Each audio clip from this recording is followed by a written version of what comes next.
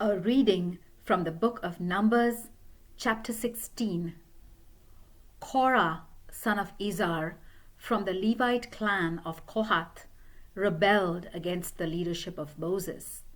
He was joined by 3 members of the tribe of Reuben, Dathan and Abiram, the sons of Eliab, and On, son of Peleth, and by 250 other Israelites, well-known leaders chosen by the community.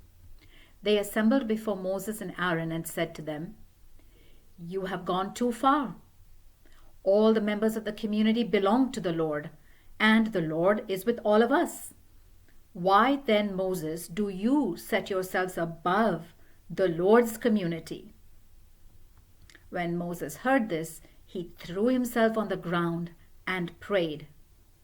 Then he said to Korah and his followers, "Tomorrow morning the Lord will show us who belongs to him. He will let the one who belongs to him, that is, the one he has chosen, approach him at the altar. Tomorrow morning you and your followers take fire pans, put live coals and incense on them, and take them to the altar. Then we will see which of us the Lord has chosen. You Levites are the ones who have gone too far." Moses continued to speak to Korah. "Listen, you Levites. Do you consider it a small matter that the God of Israel has set you apart from the rest of the community so that you can approach him, perform your service in the Lord's tent, and minister to the community and serve them? He has let you and all the other Levites have this honor. And now you are trying to get the priesthood too? When you complain against Aaron, it is really against the Lord that you and your followers are rebelling." Then Moses sent for Dathan and Abiram, but they said, "We will not come. Isn't it enough that you have brought us out of the fertile land of Egypt to kill us here in the wilderness? Do you also have to lord it over us? You certainly have not brought us into a fertile land or given us fields and vineyards as our possession. And now you are trying to deceive us. We will not come." Moses became angry and said to the Lord, "Do not accept any offerings these men bring. I have not wronged any of them. I have not even taken one of their donkeys."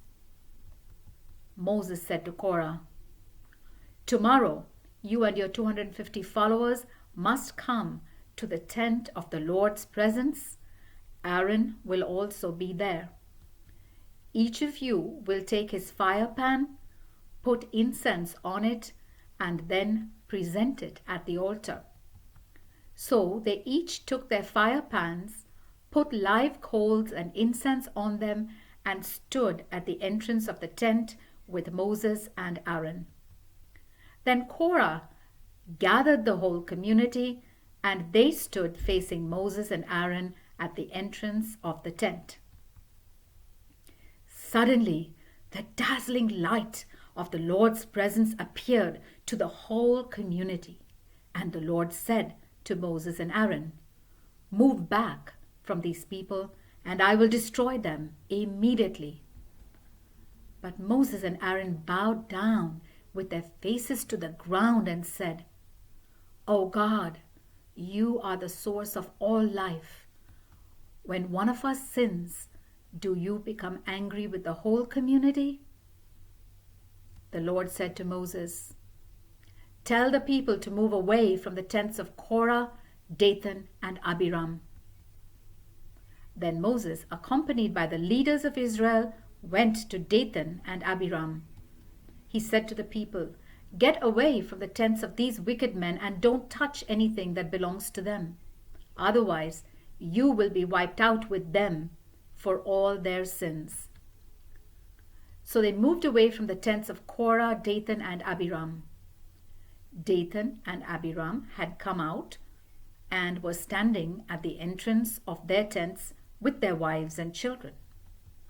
Moses said to the people, "This is how you will know that the Lord has sent me to do all these things, and that it is not by my own choice that I have done them.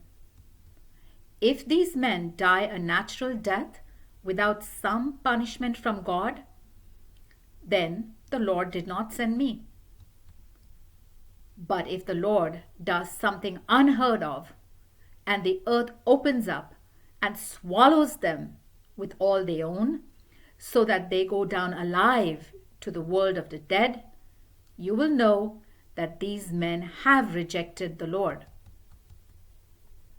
As soon as he had finished speaking, the ground under Dathan and Abiram split open and swallowed them and their families, together with all of Korah's followers and their possessions. So they went down alive to the world of the dead with their possessions. The earth closed over them, and they vanished. All the people of Israel who were there fled when they heard their cry. They shouted, "Run! The earth might swallow us too." Then the Lord sent a fire that blazed out and burned up the 250 men who had presented the incense. Then the Lord said to Moses, "Tell Eleazar, son of Aaron the priest, to remove the bronze fire pans from the remains of those who have been burned, and scatter the coals from the fire pans somewhere else, because the fire pans are holy. They became holy when they were presented at the Lord's altar.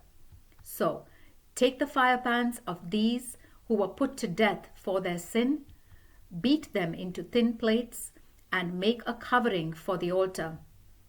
It will be a warning to the people of Israel." So Eleazar the priest took the fire pans and had them beaten into thin plates to make a covering for the altar.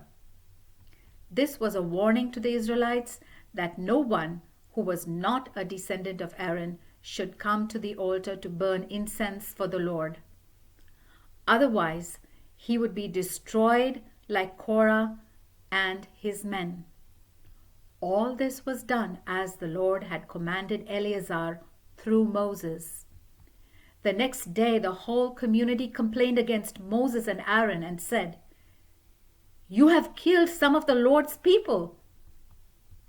After they had all gathered to protest to Moses and Aaron, they turned toward the tent and saw that the cloud was covering it and that the dazzling light of the Lord's presence had appeared.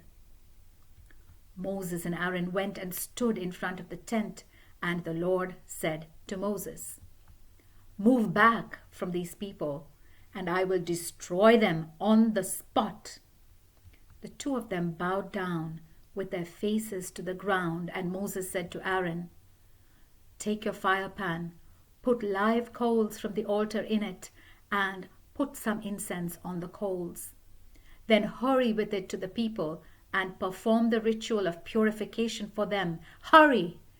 The Lord's anger has already broken out, and an epidemic has already begun." Aaron obeyed, took his fire pan, and ran into the middle of the assembled people. When he saw that the plague had already begun, he put the incense on the coals and performed the ritual of purification for the people. This stopped the plague, and he was left standing between the living and the dead. The number of people who died was 14,700, not counting those who died in Korah's rebellion. When the plague had stopped, Aaron returned to Moses at the entrance of the tent. The word of the Lord.